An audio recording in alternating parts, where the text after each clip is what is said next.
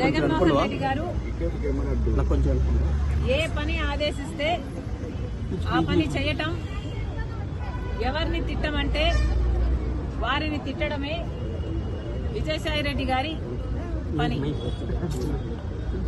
ఒక రాజకీయంగానే కాదు, ఆఖరికి వ్యక్తిగతంగా కూడా, నా బిడ్డల విషయంలో కూడా రాజశేఖర్ రెడ్డి గారి ఆశయం ఇది అని తెలిసి కూడా, రాజశేఖర్ రెడ్డి గారు ఇది కోరుకుంటున్నారు అని తెలిసి కూడా అందుకు వ్యతిరేకంగా మీడియా ముందుకొచ్చి అబద్దాలు చెప్పిన వాళ్ళు విజయసాయి రెడ్డి, చెప్పించిన వాడు జగన్మోహన్ రెడ్డి గారు.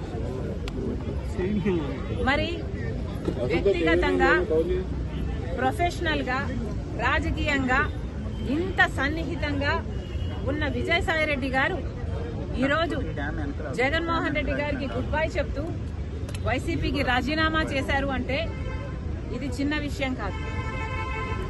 దీన్ని అర్థం చేసుకోవాలంటే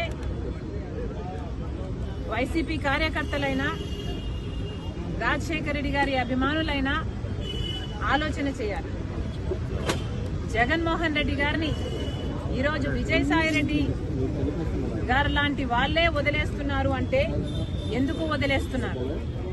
జగన్మోహన్ రెడ్డి గారికి దగ్గరగా ఉన్న వాళ్ళు, జగన్మోహన్ రెడ్డి గారి కోసం ప్రాణం పెట్టే వాళ్ళు ఈరోజు ఒక్కొక్కరిగా జగన్మోహన్ రెడ్డి గారిని వీడుతున్నారు అంటే దానికి కారణం జగన్మోహన్ రెడ్డి గారు నాయకునిగా విశ్వసనీయత కోల్పోయారు.